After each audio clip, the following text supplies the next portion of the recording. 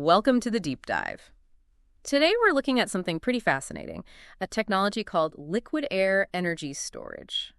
LAES. It's basically a kind of thermomechanical battery, uses supercooled air. The big question is, could it help solve the intermittency problem with renewables? That's the hope, isn't it? Especially for long-duration storage. You sent over a great stack of materials, tech assessments, industry reports, news. Yeah. And we're really trying to figure out if LAS can actually, scale up and deliver on that promise for a renewable grid. Exactly. I was really intrigued by that potential for storing power for a long time, large scale. So the plan today is to dig in, see if it holds up, but without getting totally bogged down in the super technical stuff. Right, keep it accessible. Yeah. We want the key insights. Is it a real solution? What are the big roadblocks? And, well, should we be excited about it? Okay, let's start right at the beginning. How does turning air into a liquid actually store energy? What's the core idea? Okay, so fundamentally, you take normal air, right, and you chill it. Like really, really chill it down to cryogenic temperatures. We're talking minus 190 degrees Celsius, roughly. Minus 190 C. Yeah, until it literally becomes a liquid. Now, that chilling, the liquefaction, obviously takes energy in. Got it. That's the charging phase. Exactly. Then, when you want the power back, you let that liquid air warm up, and as it warms, it turns back into a gas. But here's the kicker. It expands massively, like 700 times its liquid volume. This is a fin 100 times. Huge expansion. And that rush of expanding high-pressure gas, that's what you use to spin a turbine, which drives a generator, and bam, electricity. That huge volume change is kind of the magic trick here. And also the engineering challenge, I imagine. So it's a cycle energy in to liquefy energy out from expansion. Yeah. Can you walk us through the distinct stages? Sure. 3 main parts. First, charging. That's using electricity, ideally cheap, maybe surplus renewable electricity to run the liquefaction plant, turning air into liquid. Second, storage. You keep that liquid air in these big insulated cryogenic tanks. Think LNG tanks, that kind of thing.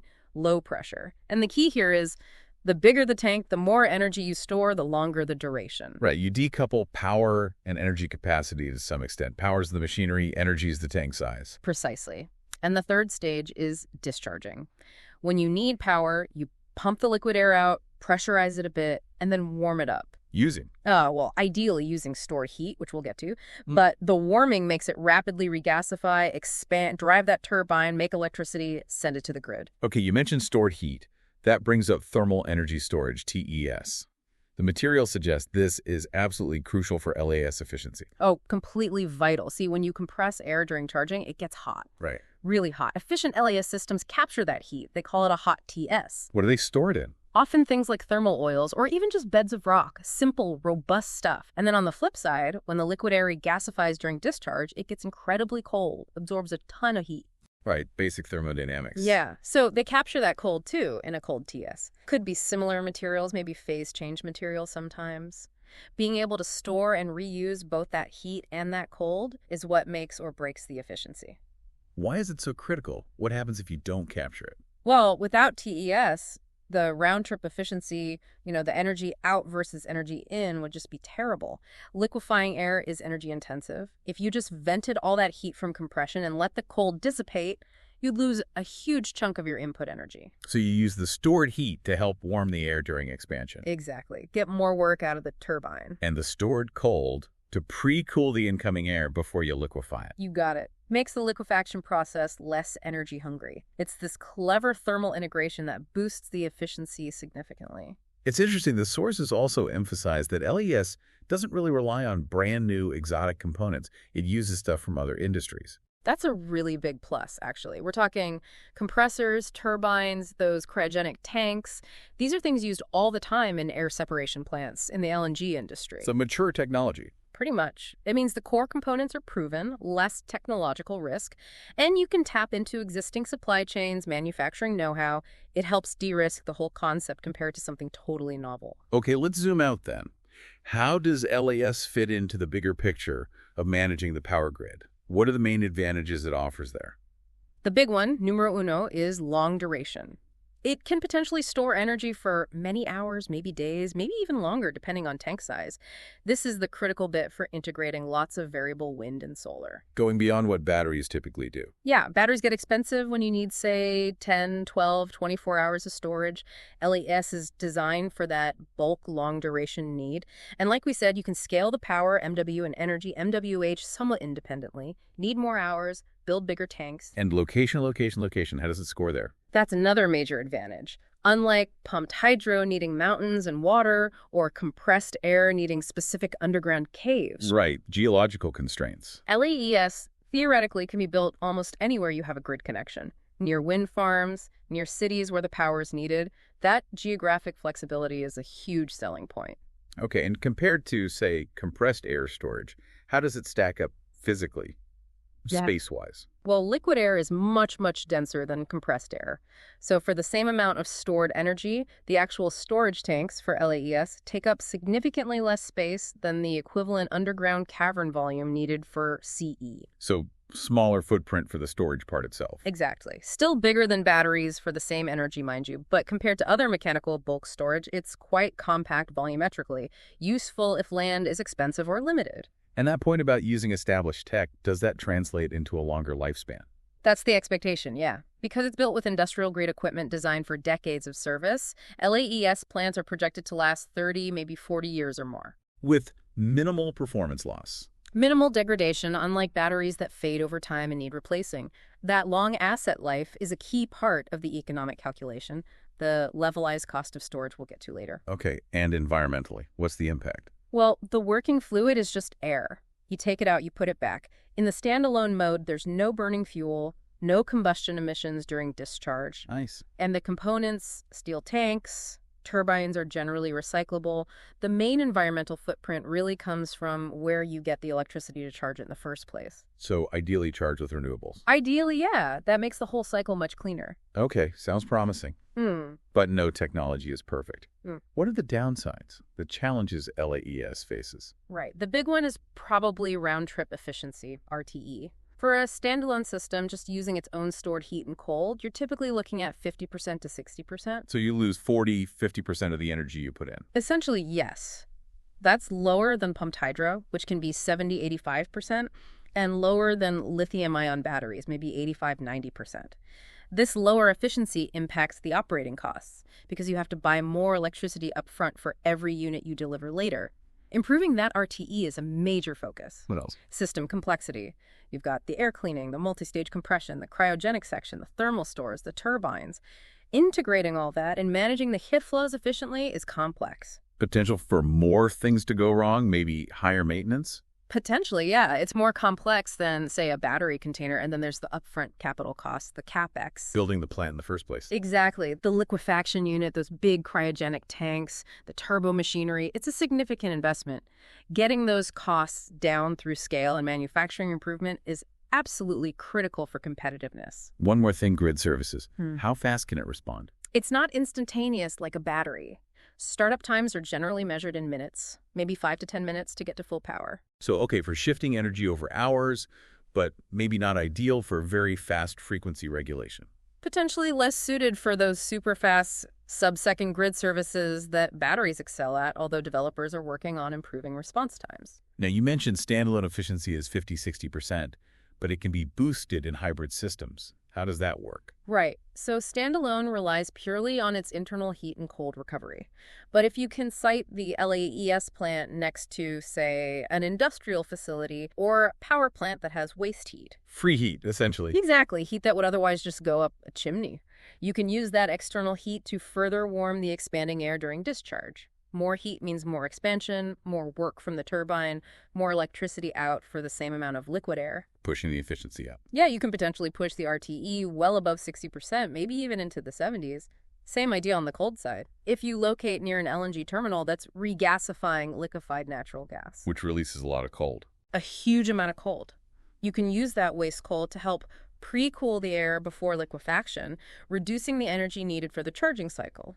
Again, boosting overall system efficiency. But the trade-off is obvious, right? You lose that geographic flexibility. Precisely. To get those higher efficiencies from waste heat or cold, you have to build the plant right next door to the source.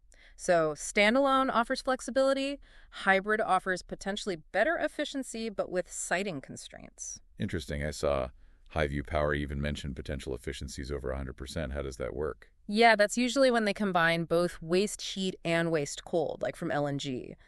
The acting gets a bit tricky, but essentially you're adding energy to the system, the waste heat, that wasn't part of the initial electrical input for liquefaction, or you're using cold that avoids input energy. So relative to the electricity used just for liquefaction, you can get more electricity out. It's about system boundaries and defining efficiency. Exactly. There are also advanced concepts like linking LAEs with things like organic Rankine cycles to capture even more low-grade heat, maybe pushing toward 77% RTE. Lots of R&D there. And just to circle back on lifespan, that 30, 40 plus years is a big deal economically, isn't it? Huge. When you calculate the levelized cost of storage, LCOS, you spread the upfront cost plus operating costs over the total energy delivered during the plant's entire life. A longer life means more megawatt hours delivered, which helps bring down the cost per MWH. Compared to replacing batteries every 10, 15 years. Right. That replacement cost and potential degradation penalty for batteries is something LAES avoids, making it potentially more attractive as a very long-term infrastructure investment. Okay, shifting gears slightly. What about using LAEs for like cars or trucks, mobile applications? Yeah, the sources were pretty clear on this. It's probably not going to happen for most vehicles. The main killer is energy density. Doesn't store enough energy for its weight or size. Exactly. Compared to lithium-ion batteries or hydrogen or even just compressed air, liquid air stores significantly less energy per kilogram or per liter, something like 214 watt-hours per kilo. To get decent range, you'd need an impractically huge, heavy tank. And other practical issues too, I imagine. Oh, yeah. Where would you refuel? There's zero infrastructure. Recharging onboard by liquefying air. Hugely inefficient and slow. The system itself, tank, pumps, heat exchangers, expander, is complex, bulky, heavy for a vehicle. Safety. Cryogenic liquids on the move. That's another consideration. And getting decent efficiency out of a small mobile expander is tough. So yeah, multiple big hurdles. But you mentioned maybe some niche uses. Possibly. Very specific cases. Maybe zero-emission vehicles in contained environments like ports or warehouses where range isn't critical and refueling could be managed. Or maybe not for primary power, but using liquid nitrogen or air expansion to recover waste heat in big trucks or ships. Like the Deerman engine concept. Yeah, things like that. Use the cold for refrigeration, get a bit of power boost from the expansion by capturing engine heat, improve overall fuel efficiency maybe. Ricardo also had a split-cycle engine concept using liquid nitrogen, but these are very specialized, not mainstream transport. Got it. So primarily a grid-scale solution. Where does the technology stand right now? How mature is it? The consensus seems to be around Technology Readiness Level 8, TRL 8. Which means? Basically, the system's been proven, demonstrated in its final form, works under expected conditions. It's pretty much ready for commercial deployment, moving from demonstration to the first commercial projects. And because it uses existing industrial kit, scaling up could be relatively quick. That's the idea. Faster than developing entirely new manufacturing chains. Estimates suggest planning and building a plant might take, 1.5 to 3 years, roughly. Who are the main companies driving this forward? The clear leader, mentioned everywhere, is Highview Power. They're UK-based, been working on LAES for like 17 years. That's dedication. It is, and they just got a huge funding injection, $300 million, back in June 2024. Big names involved, UK Infrastructure Bank, Centrica, Rio Tinto, Goldman Sachs. Wow, serious backing. Definitely. They're pushing commercial projects globally now. Are there other players involved? It can't just be them. No, absolutely. You need component suppliers. Cryogenic experts like Linde, Messer, Air Liquide, turbo machinery folks like Siemens, GE, MN Energy, heat exchanger specialists, project partners. Are any other developers trying different approaches? Yeah, the sources mentioned Philos in Germany looking at more modular LAES systems. And of course, lots of universities doing research. Birmingham, Brighton, MIT, NTNU in Norway. It's an active field. So what projects are actually built or being built? Can we see it in action? Well, Highview had an early pilot plant years ago. Then the key one was the 5 milliW, 15 milliwatt demonstration plant near Manchester, UK. That was the world's first grid-scale LAE operational since 2018. It even used waste heat from landfill gas. Okay, proof of concept at scale. What's next? Now they're building the first full commercial scale plant. Carrington, also near Manchester. That's 50 milliW, 300 milliW. Construction is underway, expected online early 2026. backed by that big funding round. 300 million, that's significant storage. It is, and their plans are even bigger. They're talking about 4 more large-scale plants in the UK, Scotland, Northern England, aiming for a total of 10 GWs of LAES by 2030. Big ambition, needs government support, but that's the plan. And outside the UK, are they active elsewhere? Oh, yeah. Projects in development in the U.S., Vermont, 50 milliW, 400 milliW, a big pipeline in Spain, potentially up to 2 GWh, a joint venture for gigascale projects in Chile, multiple projects down in Australia, and a demonstration in Japan integrating LNG cold coming online soon. So definitely a global push. Okay, let's talk money.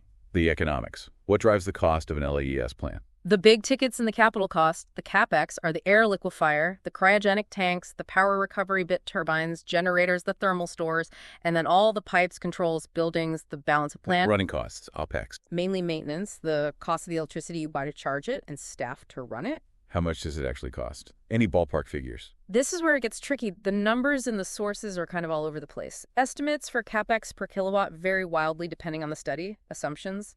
Maybe $600 to $3,500 per kilowatt, or focusing just on the power part, maybe $900 to $1,750 per kilowatt. Highview claims they have the lowest cost for long duration at utility scale. And some projections see costs coming down. Yeah, especially with scale. Some projections, I think from China, suggested future costs might fall below $1,200 per kilowatt, but these are still projections. Right. The key metric is really the levelized cost of storage, LCOS, isn't it? Cost per megawatt hour delivered over the plant's life. Exactly. And again, estimates vary hugely. Some optimistic studies put LAE's LCOS potentially down near 60 kilowatt hours. Others are way higher, like 240, 740 milliwatt hours. It really depends on your assumptions for efficiency, CapEx, operating life, financing. What's Highview aiming for? Back in 2019, they were targeting just over $100 milliards. And a German study thought mature LA airs could get down near new pumped hydro costs, maybe 50 milliards or so. But it's still an evolving picture. How does that compare to lithium-ion batteries? They're the benchmark now, right? For shorter durations, yes. Battery costs have plummeted. They dominate the 1-4-hour market.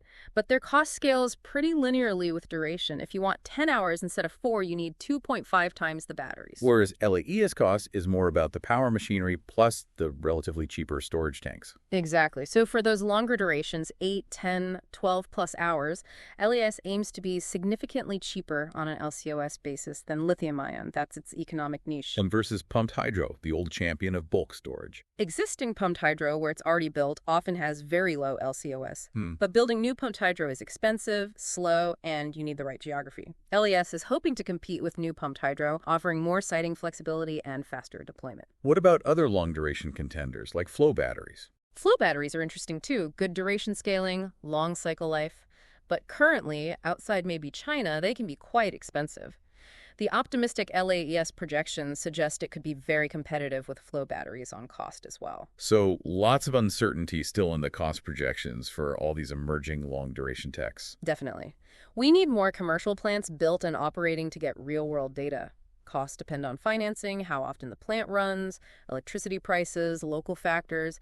It's complex. Policy support might be needed initially to help drive down costs through deployment. Okay, let's put LAES head-to-head with a couple of competitors. First, compressed air energy storage, CES. How do they stack up? Okay, LAES versus ES. Similarities first. Both use air, both good for bulk, long-duration grid storage. Differences. Key difference is storage method. LAES liquefies air, stores it in tanks, flexible location. CES compresses air, stores it underground in salt caverns, aquifers. Old mines need specific geology. So LAES wins on siting flexibility. Generally, yes. LAS also has higher energy density volumetrically, meaning smaller storage footprint compared to the cavern volume. Efficiency-wise, standalone LAS is 50-60% RTE. Traditional diabatic Cs is often lower, maybe 40-55%, and it usually burns natural gas to reheat the air so it has emissions. What about adiabatic ATs? No fuel burning there. Right. AACs aims to store the heat of compression, like LAS does, targeting higher efficiency, maybe 55-75%. But AACs is still more in the demonstration phase, arguably less mature than LAEs, which is TRL8. And cost. CES cost depends heavily on finding or creating cheap underground storage. LAEs cost is driven by the liquefier and tanks. Both can scale up significantly, so it's a trade-off. LAE's flexibility versus CES geological dependence. AECs could be efficient if it pans out, maybe thermally simpler than LEs, but it's not quite there yet. Okay. Now, what about LAEs versus gravity energy storage, GES?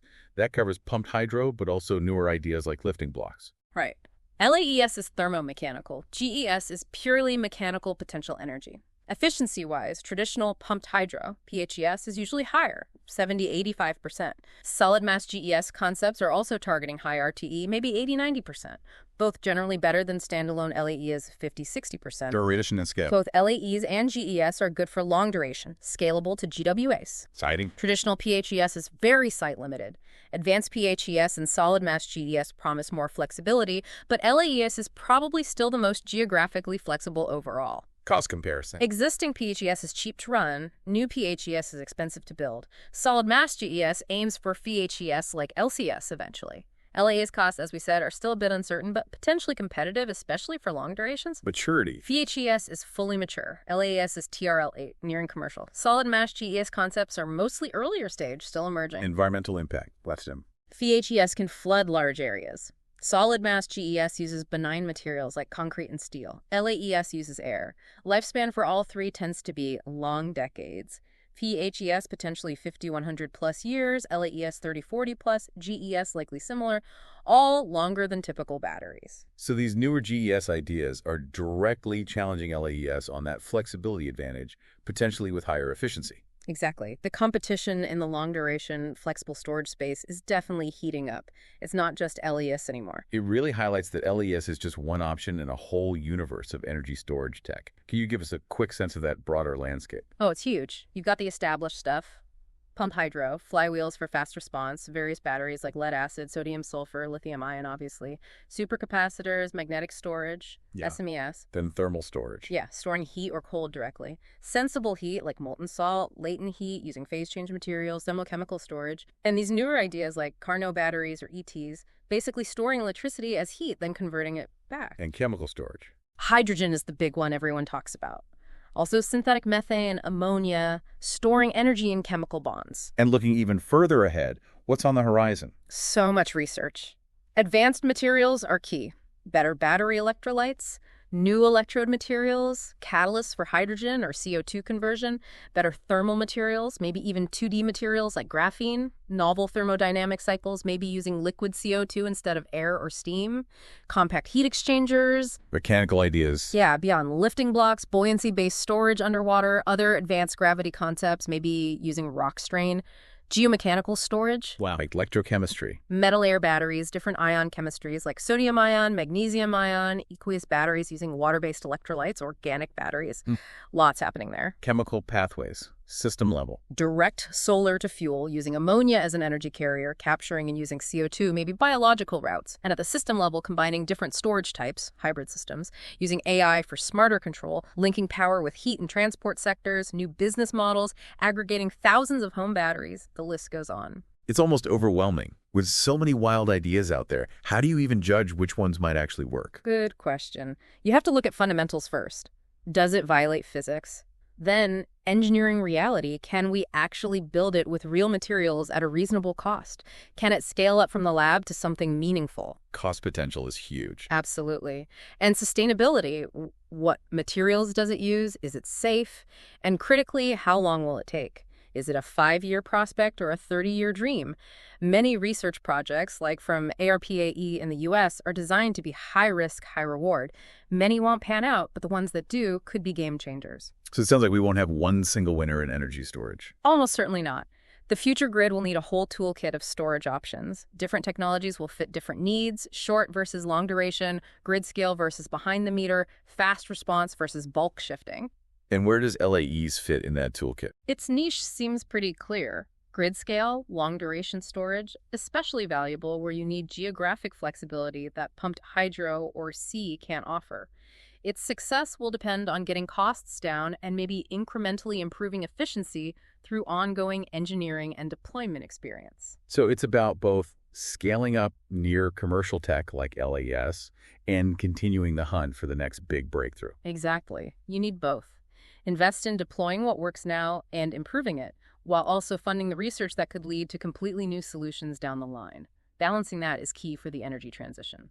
Okay, so wrapping up this deep dive on LAEs, based on everything we've gone through, would you say it's proven itself as a key player for the future? Proven might be slightly too strong, but it's definitely shown huge potential and made serious progress. It clearly addresses a critical need, long-duration, flexible storage. But, and it's a significant but, it still needs to demonstrate widespread commercial viability. Meaning cost reduction and efficiency improvements are still paramount. Absolutely. It's got to compete economically in a tough market against improving batteries, potentially advanced CES, those new gravity concepts, flow batteries. It's close. TRL-8 is very advanced, but the next few commercial projects like Carrington will be crucial proof points. Were there any specific details that particularly jumped out at you as interesting or surprising? For me, that 700 times expansion factor is just mind-boggling. It really visualizes the energy stored in that phase change from liquid to gas. Yeah, that's powerful. Also, the idea of hybrid systems using waste energy to get over 100% efficiency, even if it's partly accounting, is pretty clever. And just the scale of ambition from Highview power planning gigawatt hours of storage shows real confidence. Okay, so here's some final food for thought for you, the listener. We're facing urgent climate challenges. Renewables are growing, but they're intermittent.